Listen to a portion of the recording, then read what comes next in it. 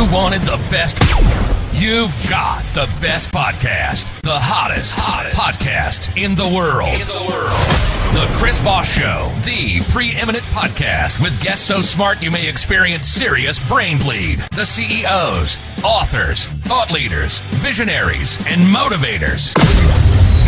Get ready. Strap yourself in. Keep your hands, arms, and legs inside the vehicle at all times, because you're about to go on a monster education roller coaster with your brain. Now, here's your host, Chris Voss. Hi, folks. It's Voss here from the ChrisVossShow.com, the ChrisVossShow.com. Welcome to the big show, my family and some friends. For 14 years and 1,400 episodes, we've been doing this show. There's 2 to 3 shows a day, so please refer the show to your family, friends, and relatives. YouTube.com/Chris Voss, Goodreads.com/Chris Voss, and LinkedIn.com/Chris Voss. And check us out over there, TikTok. We're trying to be cool over there, and it's not working because we're old. Anyway, guys, we have an amazing U.S. Navy captain on the show with us today, and he's going to be telling you his amazing story, what he's written in his book about leadership, life, loyalty, from a maverick Navy captain. And a little bit of backstory on this. You've likely heard of this gentleman. He was in the news for a little bit, and he's probably been in the news probably all of his life, but he was in the news kind of bigly, as they say. I don't know. Who says bigly? But there was like this little thing that happened around 2020, and it was like a what do they call that thing? Oh, a pandemic. You may have seen it come down the pike there, as it were. And there were some people getting this flu called the it's called the COVID. Yeah, you may have heard of that. It's kind of funny. I go to the store now, no one walks around masked. Anyway, we have Captain Brett Crozier on the show with us today. He is the author of the newest book that's coming out, Surf When You Can, which always reminds me of Apocalypse Now, that scene with Robert Duvall. And it comes out June 13th. 2023. Surf When You Can, Lessons in Life, Loyalty, and Leadership from a Maverick Navy Captain. Brett Crozier joins us on the show today. And he grew up in California. Of course, it's a beautiful place to grow up with his son there. He graduated from the United States Navy. I try to say Navy for naval. So there you go. I need to watch my naval more often. The United States Naval Academy. And he embarked on a 30-year career in the Navy, flying dozens of combat missions over Iraq and leading at the highest levels of operational command. He served as the commanding officer of a combat FA-18 Strike Fighter Squadron, the world's largest and most advanced communications ship, and ultimately the USS Theodore Roosevelt before retiring from the Navy in 2022. This is his first book, and welcome to the show, Brett. How are you? I'm doing great, Chris. Thanks. Thanks for the exciting intro and quick bio there. Well, you've led an exciting life, so you've got that going on. Yeah, it's been fun, I mean that. I really enjoyed all my time in the Navy and all the exciting things I got to do.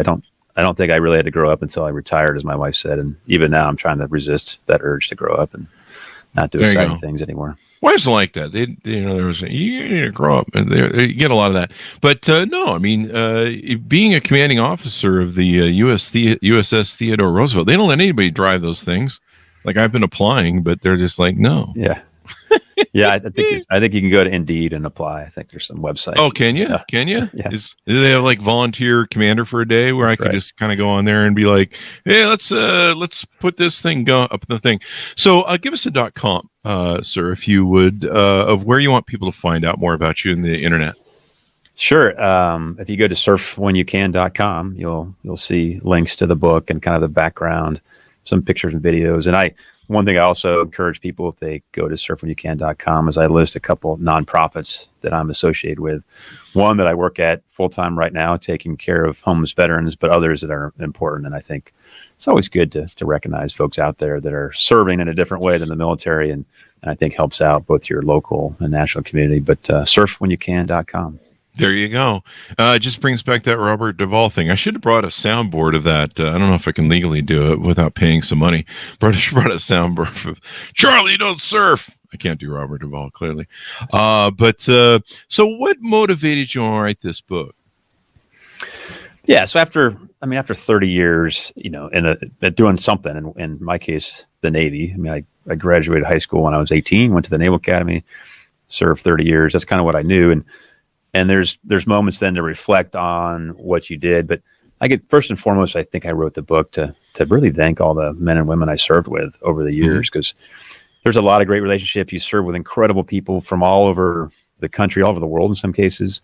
I've made some great relationships. I just felt like if I wanted to thank one person for my time, or those, one thing, would be all the people I served with, because they made an incredible experience, and I certainly learned more from them than they probably learned from me. I also thought I learned a lot of cool stuff along the way, just because I had a varied background from flying helicopters to fighters to driving ships, to the whole pandemic thing. And it allowed me to kind of think through some thoughts on what I think is important about leadership. And I wanted to share those to a broad audience outside the military as well. And, I certainly tell my kids and family sea stories, but they pretty much get tired after about 5 minutes of those kind of stories. So I figured I needed to expand my audience. So I wanted to write, second reason to write and share those stories. And then I think third, for those that know about the COVID situation, the TR, I wanted to kind of dispel this myth that I was bitter or angry. I enjoyed my time in the military every single day. There were hard days, don't get me wrong, but I learned from those hard days as well. And I couldn't have been, more honored to serve for the full 30 years. And even after the TR, and after I left the ship, after the COVID pandemic struck our ship, I served for another 2 years. I continued to fly fighters, and I felt like the Navy really took good care of me, particularly naval aviation. And I say that with knowing that for me, it's a family business. My oldest son served as an air crewman. My middle son's in Pensacola in flight school. And, my wife is, the daughter of a Navy captain. So it's a family business for us. And I stayed I stayed to the end of the 30 years and was glad I did. And I want people to know that, despite everything that happened and people followed in the news or not, I was still happy to be in the Navy, and I was excited they took good care of us, and they really did up until the end. So there you go. Well, let's lead off on that. What happened during this COVID time? Give us a recap on what what happened. There was something about some president guy who thought he was president for 4 years or something, and doing jokes. So we were like the rest of the world. We being the Navy was trying to figure out how to deal with COVID and how it was spreading and where it was spreading and the risks it presented to the various demographics. And we were at sea on deployment. We were operating in the South China Sea, near the Philippines, near Guam, near Vietnam. And at some point on that deployment, we picked up COVID. We had a couple of sailors that tested positive for COVID. And if you can imagine the environment on an aircraft carrier, for those that have never been, it's like high school, or it's like college dorms, but packed in even more. So in some cases you have 200 sailors in a single room, wow. three high and 6 feet apart. So it's not a great environment to have a pandemic that spreads as it did, as we know it did. And so we were doing all we could to try to mitigate the risk to the sailors and watching the numbers grow exponentially. We had a complete medical team on board. We had an epidemiology team on board. So we were able to really track it scientifically as well. And the Navy was also trying to figure out what steps they could take at the higher levels. So at the end of the day, I was frustrated because we weren't probably getting the response we wanted. And I knew everybody wanted what was best for the sailors, but I also knew nobody wanted it as much as I did. As the captain of the ship, you were ultimately accountable for what happens on the ship. And I wanted to take care of what I knew was my number one priority as a leader, which was the sailors that worked for me. So I wrote an email that basically addressed those concerns and tried to ask for help, and we got some help. It also got out to the public at large, and nothing in it was unclassified, but it just created a little bit of a political dynamic. And when I sent the letter asking for help, I knew that there was risk to my career. I knew I was rocking the boat, as we say, but at that point it didn't matter. The priority was pretty clear for me. And then politically, obviously that caused some consternation as you go up the chain of command all the way up to the executive level. And eventually the decision was made to relieve me of command. So I left the ship and shortly thereafter, and there was some discussion about putting me back on the ship, but then eventually they came back and said it didn't make sense to put you back on the ship. And so I served for another 2 years and then retired just last year. There you go. And the viral moment was watching you leave your command of the ship and your crew standing up and applauding you as you left. I mean, what an epic moment for a leader.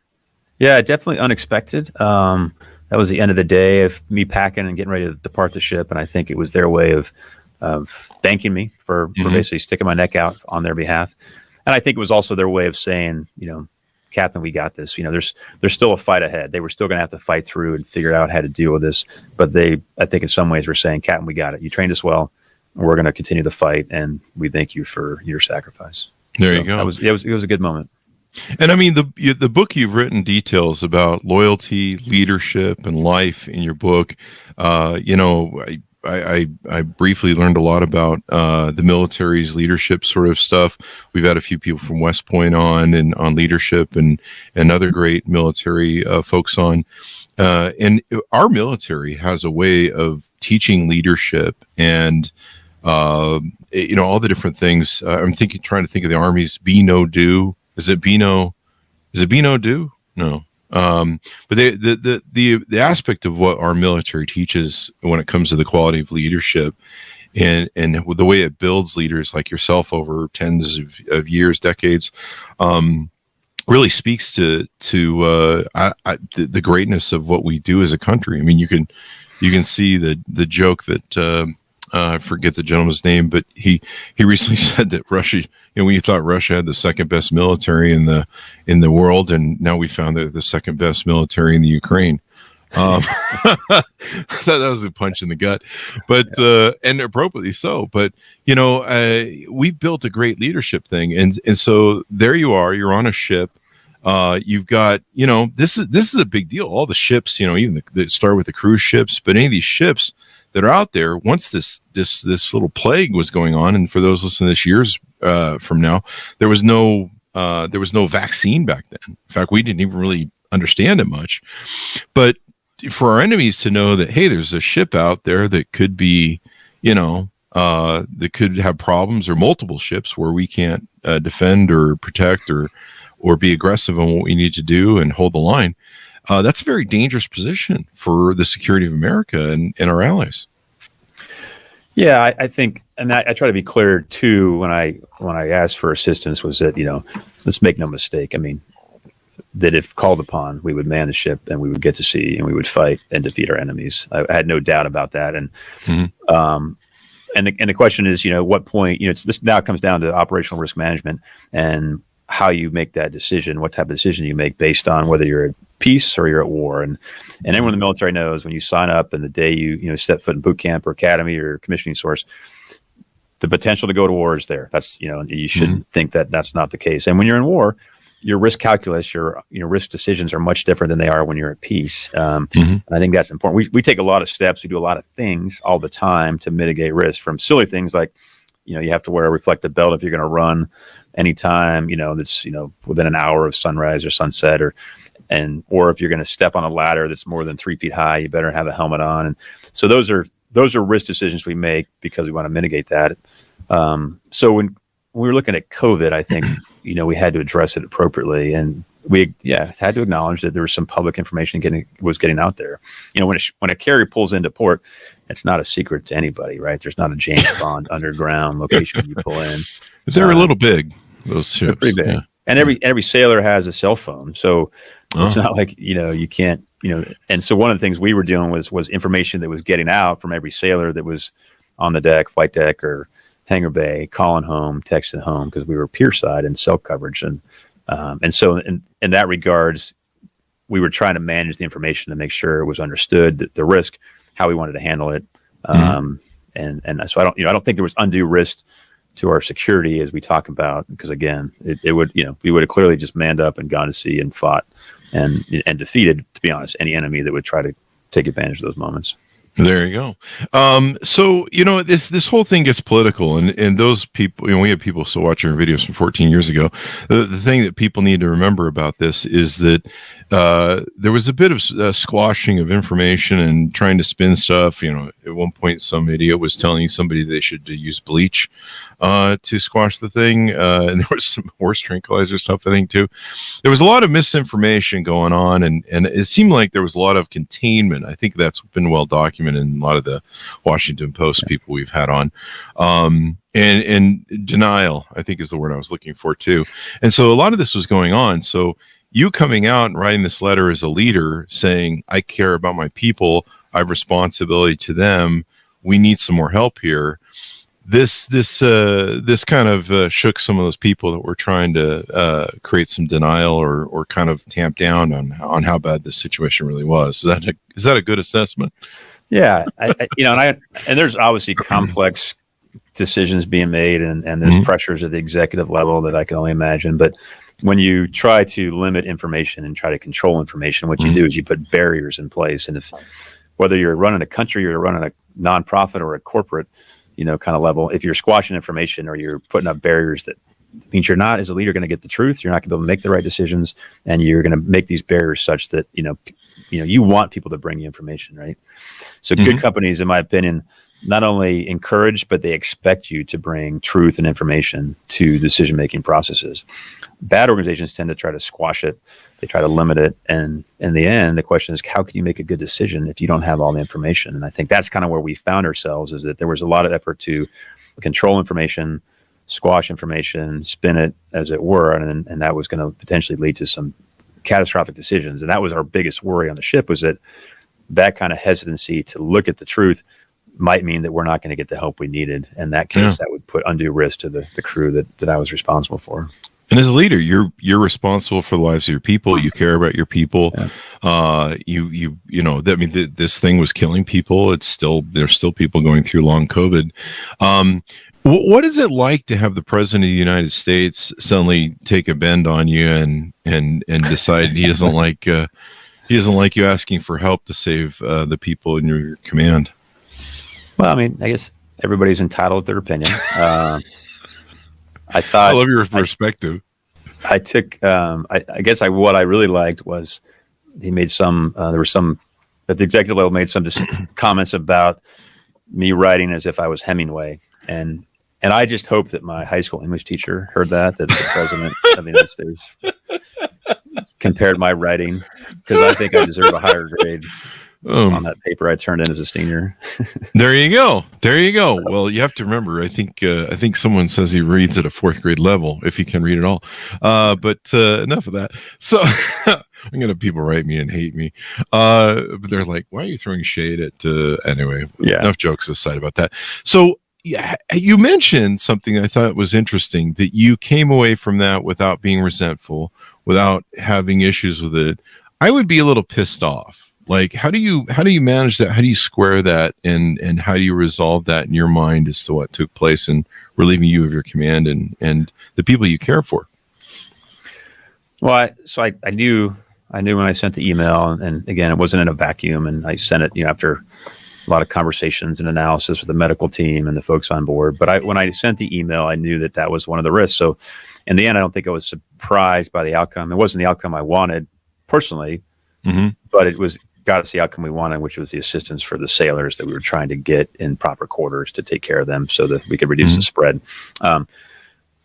So in that regard, I guess, it was, of the things that could happen, it was one of the things I knew could probably happen. So in that way, I was prepared for it. But I also kind of believe that, you can't control what happens to you, but you can control how you react, kind of that stoic wisdom. I'm a big believer in that. And I think at the end of the day, there was nothing to be gained by me reacting. It wasn't going to change the situation. And I've been in enough life or death situations in combat and other places where, you learn how to kind of keep your emotions in check and try to perform to your utmost level. This was just an extension of it. It wasn't a life or death situation for me. It had been to the crew, but we had started to get the help we needed. So now we're just talking professionally. My career changed a little bit, and my current job changed as I left the ship. So, and it was a great job. Don't get me wrong. Like, it was the best job I've had in my life and probably ever will have. I got to fly a helicopter one day, go launch off my own ship, to fly a Super Hornet fighter the next day, go down and help, watch them start up the reactor the next day. There's so many things that I could go around kind of in my leadership style. And then I could be on the bridge helping drive the ship through the South China Sea with Chinese ships, a mile away. Mm-hmm. So it was exciting. It was fun. You had a lot of influence. It's a $10 billion aircraft carrier with a lot of responsibility. I loved it. And so if anything, I was disappointed only knowing that, the best job I'd had, the job I loved, was no more. But in the day, it was going to end at some point, and I knew that if it had to end for any reason shortly, then it would be doing it for the right reason, which is why in the end I think I felt okay with it. And there you go. And I think still the Navy probably reacted and maybe gave you guys what you needed. Yeah, I definitely think it broke down some barriers. There was a lot of discussions about various options, but the one that we were recommending as the only viable option is certainly the path that we took. And so we got the help we needed. But so there's a lesson about communication there and truth to power and the importance of speaking up, I think, when things are not going as you'd like, and accepting that, they might shoot the messenger, but at least you're getting the right decision to the right people that are having to make some of these big decisions. And that decision at the time was well beyond my capability. It involved political levels of government that I obviously was not part of. So. Hi, folks. Here's Voss here with a little station break. Hope you're enjoying the show so far. We'll resume here in a second. I'd like to invite you to come to my coaching, speaking, and training courses website. You can also see our new podcast over there at chrisvossleadershipinstitute.com. Over there, you can find all the different stuff that we do for speaking engagements if you'd like to hire me, training courses that we offer, and coaching for leadership, management, entrepreneurism, podcasting, corporate stuff. With over 35 years of experience in business and running companies as CEO. And be sure to check out chrisvossleadershipinstitute.com. Now back to the show. But I think this speaks again to leadership and the quality of people that our military teaches and brings up. Being able to take one for the team. I was just what was I listening to earlier? I was listening to some different audiobooks, but being able to risk yourself over the people that you're leading and stuff. There's something about that, and there's a benevolence to it. There's probably some other better words I can think of, but it's something that people have to look at as a leader. You have to be more concerned about other people than yourself. It's not all about me sort of position, or at least it shouldn't be. And you mentioned stoicism. One of the things I read every morning is Seneca, Epictetus, Marcus Aurelius. In fact, it's sitting right off the screen so that I see it every day when I'm looking at the screen. And some of these Stoic principles are just so important, especially probably from a military aspect of dealing with, when you're in these theaters that are active, you're in war, you're in danger, that you just don't go running off emotionally like I would. I just run off screaming pretty much most of the time. So you entitled the book "Surf When You Can." What does that mean? What's the thing behind that? Well, I do love to surf. So in fairness to that, I try to surf as much as I can, and for various reasons. One, I think my love of surfing or anything activity wise outdoors is my way to have a good life work balance. And I think any leader needs to have some kind of balance in their life for many reasons. One, I think you're healthier when you do. And if you're healthier, you just work better and you can work, that's, so I think we all know now, the healthier you are, the better you're going to be able to work and lead and make decisions. Definitely. But I also think, I was going to say, it's also because you also need time to think. So kind of go back to the discussion about, Stoic wisdom. These are some great philosophers that took the time to think and write down. And oftentimes as leaders nowadays, we're so overwhelmed with texts and tweets and phone calls and emails. And I think it's very easy to get focused on these, what we call the tactical level in the military. And a true leader should be taking a step back and looking strategically on the organization. Where do they need to go? What big decisions need to be made from a revenue generation standpoint? How do you take care of your employees or your sailors? And that takes time to think. Those aren't things you can think of in between emails or between, watching stuff on your phone. So surfing for me is not only a way to have a good life work balance, but it's a way for me to think and step away from it all. Because if you're caught with a phone on the lineup out on the surfboard, you're probably going to be shunned. So you generally don't have anything out there to communicate other than yelling at the guy next to you and hanging out on the surf. So that's why I chose the title of the book and why it's important. And now, I tried throughout my career to find that balance, and I still today continue to try to work on that. Yeah, it's a little hard to surf TikTok when you're like on the board going back and forth and dodging the sharks. So, what made you attracted to the water? What made you attracted to get in the Navy? Tell us a little bit about your your origin story. And I imagine this is kind of a memoir, right, for people? Yeah, I think I try to tell a story of my career really through the people I met and the people I learned from, and I throw sea stories in from combat and peacetime and sometimes staff work. And I think if there's one way to say it, it's a story, it's a memoir, but it's really not like, I don't talk about, me growing up directly. I talk about what I learned along the way through different stories. So it's what I really want to do is introduce the reader to a bunch of people I met throughout my career. And then through that kind of tell the lessons I learned. And in some cases, I'm relating a story that took place when I was playing baseball as a young kid. And other times it's, someone I met when I was more senior and told me the importance of like teamwork and in a way that that resonated with me. But my origin story, as it were, my dad was in the Air Force. So that clearly meant I was going to go a different direction just because I wanted to be the rebel that I was. But he only did a few years, but it was enough to plant the seed because I got to be around airplanes at a very young age and fell in love with aviation. And remember as a young kid buying a book on military jets. So fast forward, that was my goal as a young kid, is to fly airplanes. The faster, the louder, the better, which generally meant the military. So I was leaning towards the Air Force, and then a small movie came out in 1986 that some people remember. But suddenly I learned by watching Top Gun when I was 16, and also learning to drive at the same time, that lo and behold, the Navy actually does some pretty cool things in aviation. So that sent me towards the Naval Academy and on a path in aviation. And I was the kid when I was, if you had sent me to flight school when I was 16, I would have skipped college and gone right to flight school. That's all I wanted. And luckily I had smarter parents than I, and made sure I got the college degree that was required and was able to get to the Naval Academy and loved it. And so that's why I joined. But I told people I didn't stay for flying. As much as I love flying, and I flew helicopters and fighters, and I stayed for the people. I stayed for the people I met and the people I got to serve with. And it's an incredible group of selfless people from all over the country, in some cases the world, that serve in our military. And that was what I enjoyed the most, was meeting them, learning from them. But it was cool to go jump in a jet occasionally and take off from a carrier or land on the back of a carrier. So those were exciting moments that kept me going as well. Yeah, you got the multifaceted, you got the boats, and you got the planes, and you got all the gear, and you can do everything. In fact, I think we have Hazard Lee's on the show with us, I think today or tomorrow. U.S. Air Force combat pilot and instructor. His book, The Art of Clear Thinking. And we'll have yours between the thing here in the final show. But what an extraordinary thing. But the leadership principles that they teach in our military are just extraordinary.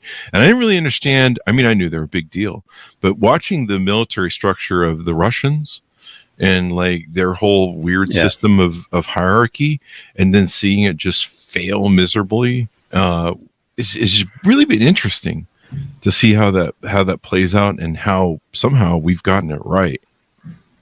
Yeah, and I think if you study in depth on the differences between the two, we really believe in delegation, right? I mean, Colin Powell said you delegate till you're uncomfortable, and then you delegate some more.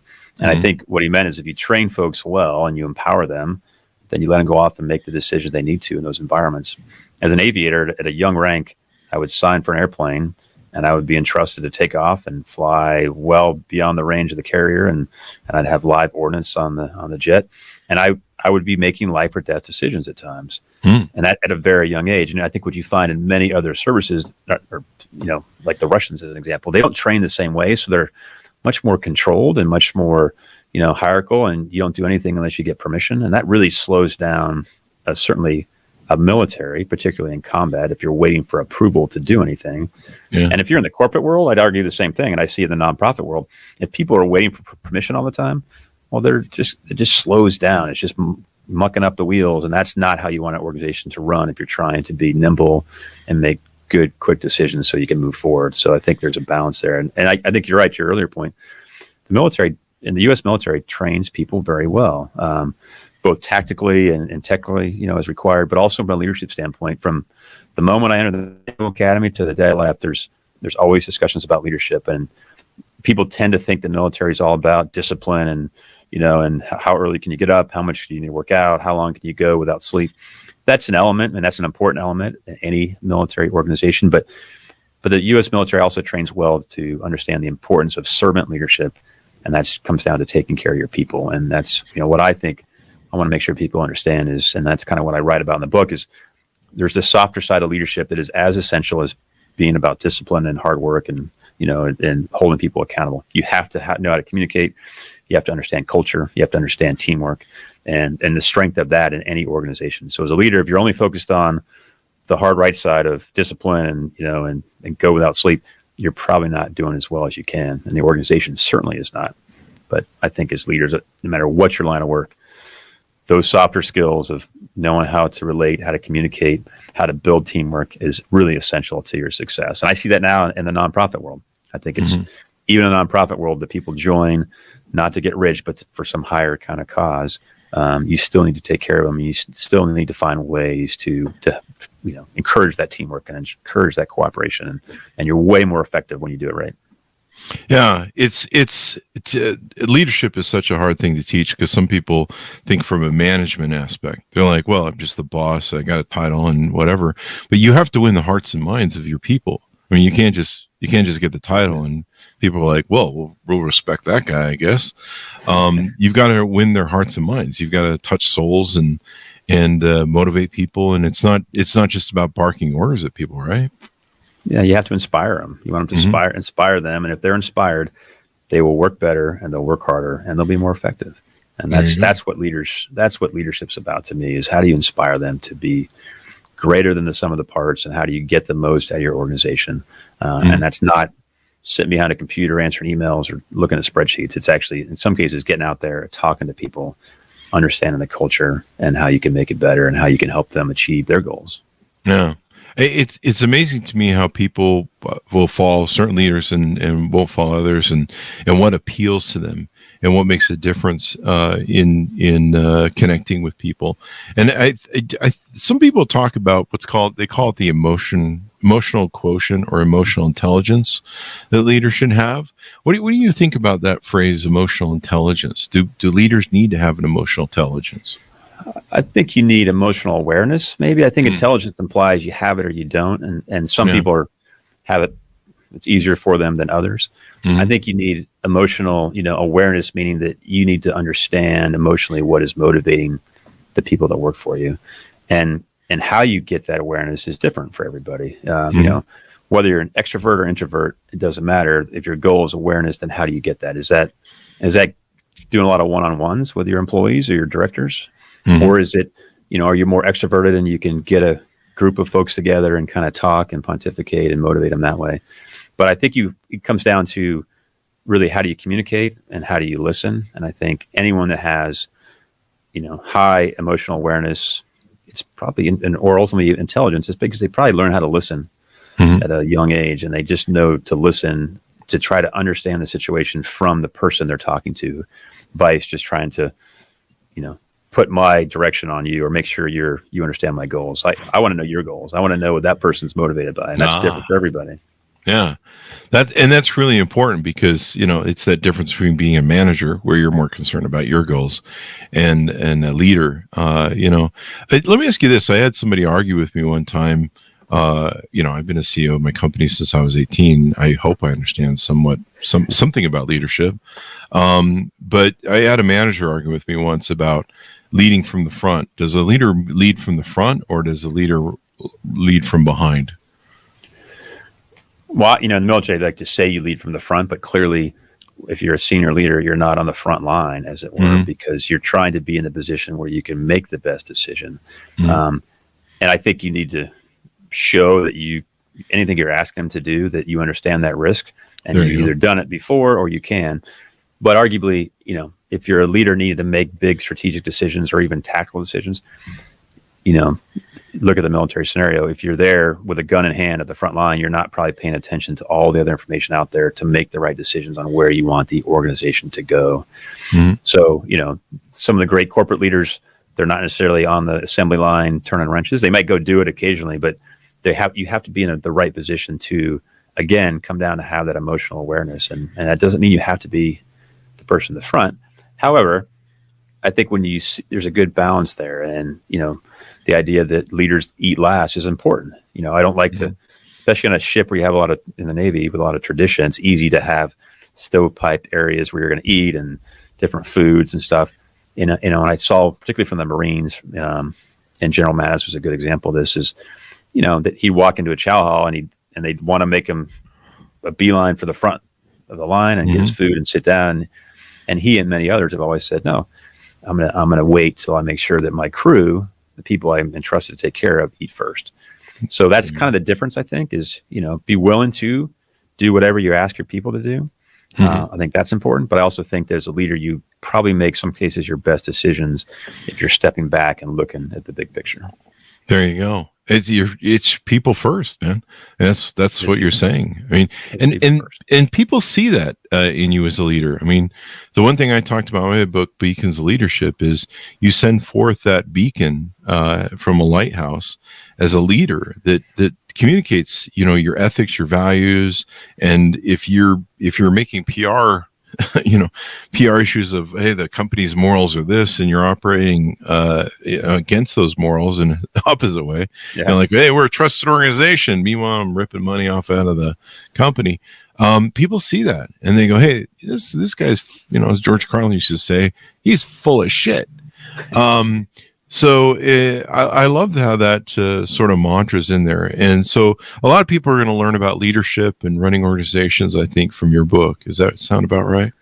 Yeah, I hope it, I hope there's folks in the military that like it just because they have some good sea stories they might be part of. But I try to write, again, to a broad audience in a way that, whether you ever spend a day in the military or not, the lessons, the things I were taught along the way, and what I think is a great learning environment for leadership in the military, that they'll take that with them in the corporate world or the nonprofit world or just their day-to-day, world. Because I think there's lessons in there. Not, it's leadership, it's life. It's, I'm not teaching how to surf in the book. So if you're picking it up, I think you're going to learn to surf. But I'll tell you, it's, I think find whatever it is for you is surfing, right? That's in book 2, evidently. How to surf. If I do well, I'm going to partner with Kelly Slater. there you go. How to surf.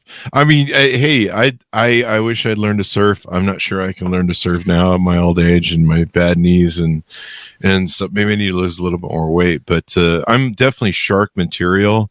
So they're going to see me and they're going to be like, well, let's go for that. So when you're skinny like you guys, they're going to be like, that's just all bones. We're not going to mess with that. But me, they would definitely be like, hey, it's lunchtime. We've had lots of military folks on the show, and we've talked about PTSD and high suicide for military officers, especially veterans. It's shocking to me how we have people that we've trained in leadership, and they're running $1 billion planes and stuff. We've sent them to run $1 billion planes, but they position out of the military, and they struggle to find jobs or works. Homeless veterans, etc., and suicide veterans as well. What can we do better as American people to support the military better, understand them more, and try and support veterans better? Yeah, it's a great question. That's what I do now in the nonprofit world as I run Veterans Village of San Diego. We focus on homeless veterans and veterans that have struggled transitioning, whether it's mental health or drug abuse or just employment stuff. And we serve about 3,000 veterans and their families every year.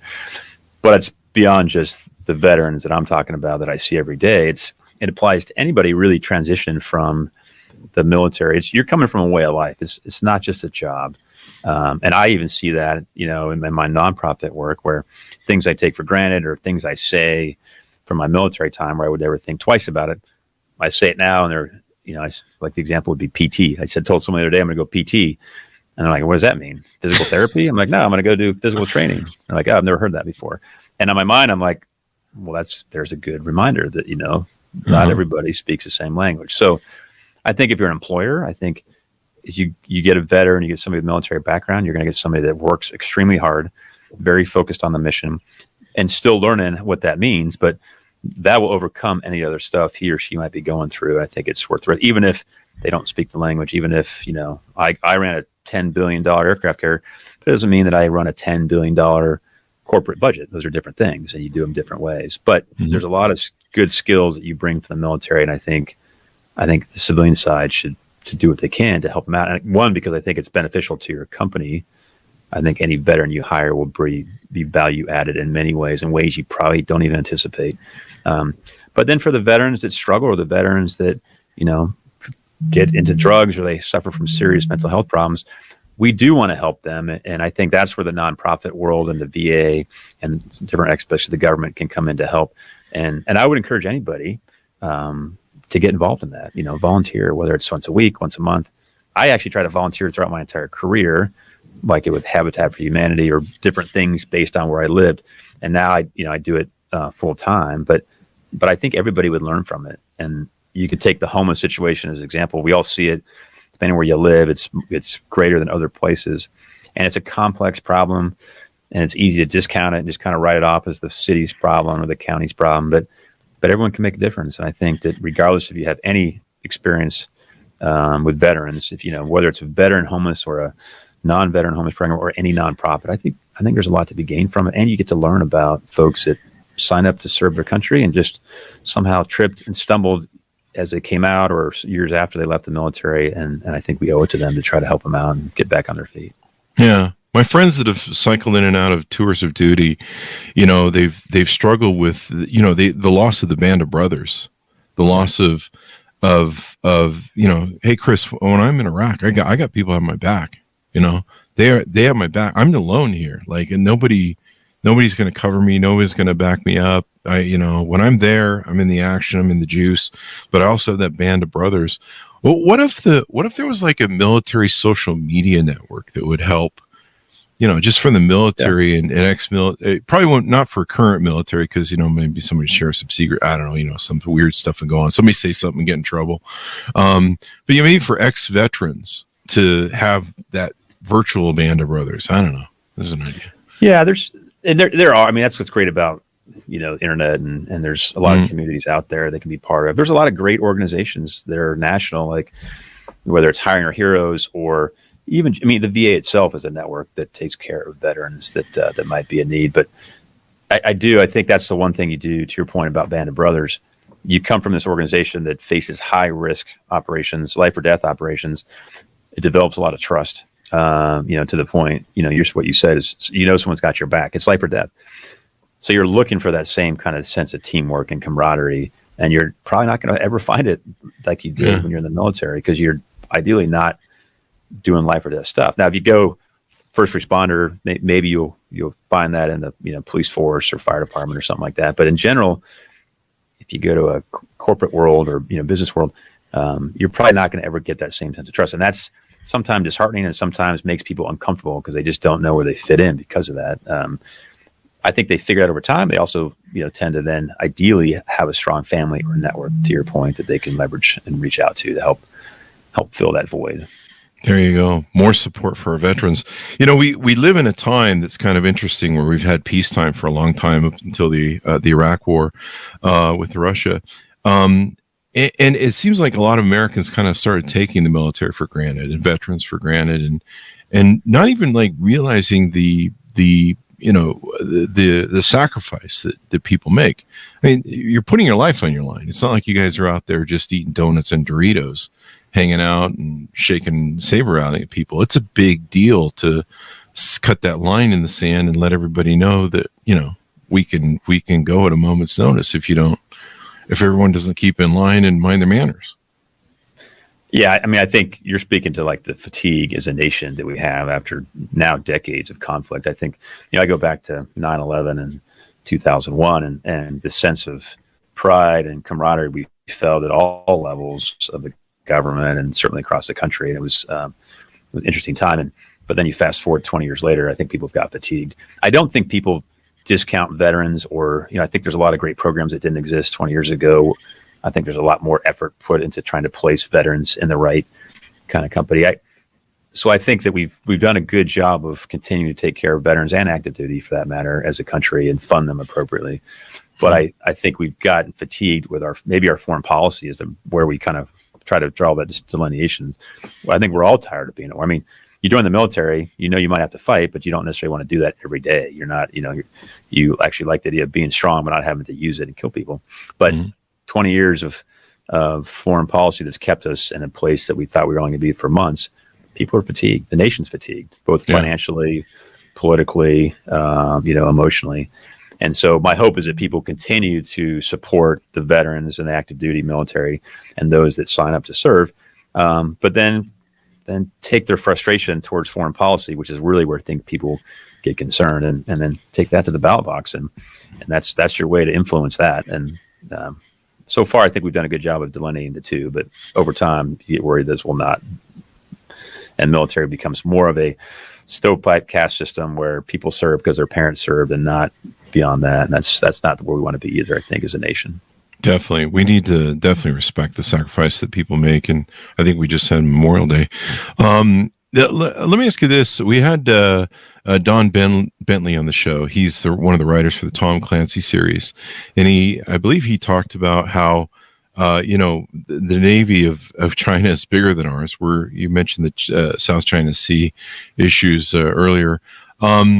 And I think he said to me a statistic that kind of blew my mind. He said that their Navy is growing at the rate of the Australian Navy like every year or something, which is kind of weird if you know everything that's going on in that theater.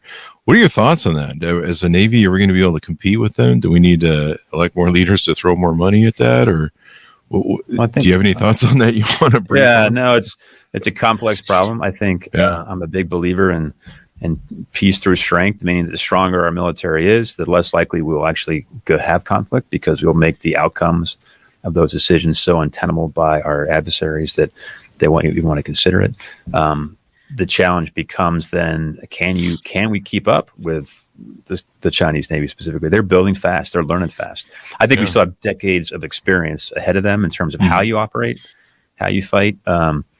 We had Chinese nationals on a ship many years ago here in San Diego, and they were fascinated by not just the technology and the stuff we would show them, which is all unclassified stuff, obviously, but they're also very fascinated how we operated and how we launched airplanes. And I think they dawned on them that they were still decades behind. They could build those ships, they could build similar ships, probably not the same quality, but it's the training piece that they find themselves behind. So as a nation, we have to be cognizant of what it takes to counter not just the actual conflict that might or might not come, but how do we deter it from ever happening? And that's the conundrum, because we are limited. We have resource limited in terms of funding and what we can spend, and how much do we want to spend on it? And is that the right tactic? Is it a zero-sum game that you're only going to have one winner in the South China Sea?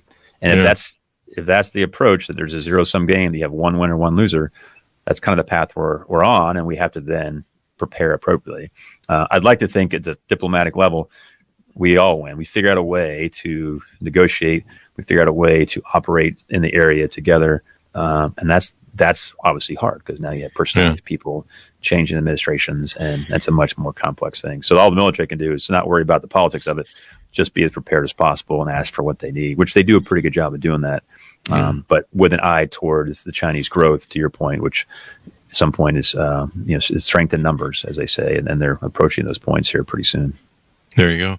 They say that one of the reasons the USSR finally folded, the old Soviet government folded, is when they watched us in Iraq and they went, holy shit, these guys got cameras on bombs and shit. Like, they're like, why are we trying to keep up with these guys? And, one of the few good things you can say about the Ukraine war, it's a horrific thing that's killing civilians, is that it really exposed how bad their leadership is and their bad military. And hopefully China has taken a second look at that. I think they have, and gone, maybe, like what we speak about here today and in your book, the leadership and the way the U.S. government runs its military and trains and stuff over, these last 250 odd years. There really is something about it that's just more than the hardware of, well, we got a ship. Yeah, I think any successful organization, whether it's military, corporate, or nonprofit, it takes good leadership, and that sometimes makes the biggest difference. Leaders focused on the people as much as they are the product or the ship, as it were. I think that's where, our adversaries are paying attention too, but they come from systems where it tends to be more hierarchical and decisions have to be made at the highest level. And that slows down, no matter how many ships you have or airplanes you have, it tends to slow down your ability to fight.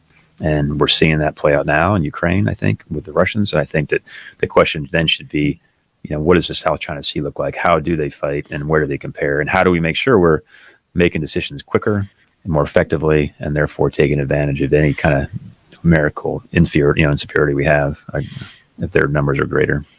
There you go. Well, I'm glad I got the U.S. military on my side because I don't think I want to fight anybody else. I grew up shaking under the desk, to protect me from nuclear war because that works. Those steel desks.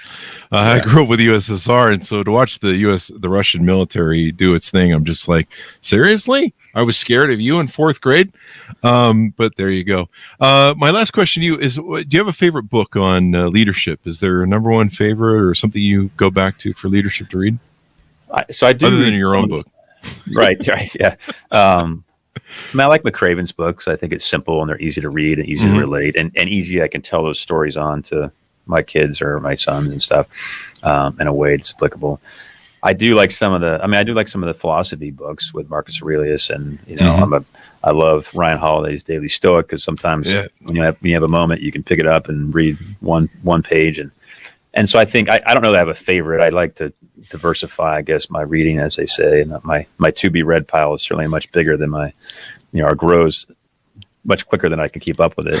But I think I found a lot from reading some of the philosophers we've discussed today, because I think there's amazing relevance today, many years later, and they're still applicable. And I find that fascinating. It's fascinating too, because you read it and you're like, was he around, right? Does he know what's going on right now?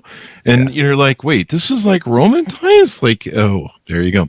Well, it's been an honor, sir, to have you on, and thank you for your service and everything that went on. I think it was just a beautiful viral moment to see your crew, give you a standing ovation and cheer you as you left the ship. And just the outpouring of love is a testament, I think, to your leadership, to how you're regarded by your people. And certainly when I walked around my business ships, no one gets up and claps. In fact, they usually throw eggs and tomatoes and stuff. So I think it's just a testament to the quality of character that you have. And hopefully people will pick that up in the book, learn from it, and become better leaders. Thanks, Chris. Yeah, I enjoyed the chat today. And it was certainly a fun book to write, and I hope people enjoy it. There you go. Give us your .com so people can find you on the internet. Yeah, sir. It's surfwhenyoucan.com, and then the book, you can order it now on Amazon or Borders or any major retailer as well. And the book comes out June 13th. There you go. Order it up, folks, wherever fine books are sold. Surf When You Can. Lessons in life, loyalty, and leadership from a maverick Navy captain, available June 13th, 2023. Thanks to everyone for coming by the show. We certainly appreciate you. Go to goodreads.com/Chris Voss, youtube.com/Chris Voss, linkedin.com/Chris Voss, and TikTok. For the love of God, we're trying to be cool over there. It's not working. No. They just look at us and go, you guys are kind of old and uncool. Yeah. And then we're just like, we're cool, but they're not buying it. Anyway, thanks for everyone for tuning in. Be good to each other. Stay safe, and we'll see you guys next time.